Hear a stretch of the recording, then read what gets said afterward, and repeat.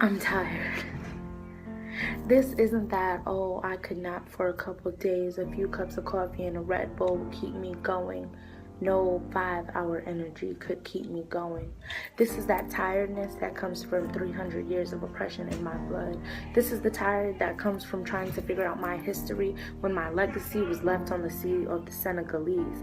This is the kind of tired that could drive a person crazy. My name is Elise. I am 21 years old. I am a middle school paraprofessional and a writer.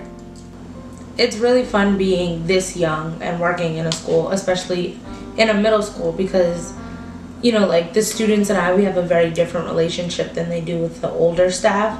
With the older staff, they sometimes get that like motherly or fatherly kind of feeling, but with me, like I look at them as siblings, and like they look at me sort of as like a big sister, and we just get through every day together. It's actually really funny because a lot of the same issues I was dealing with last year teaching kindergartners, I'm dealing with this year with 8th graders, well 6th, 7th, and 8th graders. The issues of like, they said something mean about me and so now I'm upset, or like, I just don't want to do this, so I'm gonna throw a temper tantrum right now. And so it's just kind of funny seeing like, really, you're 13. My sophomore year of college, when I was going through, I don't know, kind of like, I feel like everybody at some point goes through a phase, stage, whatever, where they try to like reinvent themselves or redefine themselves kind of thing. And then so on campus we had a open mic about suicide awareness.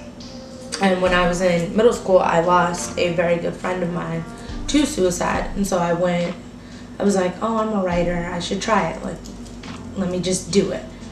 And I went, and the response that I received was like jaw-dropping. After that, slowly people started asking me to, oh, I'm doing such and such event, would you like to come? Oh, there's an open mic over here, you should come. And then slowly it built to me doing a show as a featured poet in September with Michael Reed during his No More Boyfriend tour.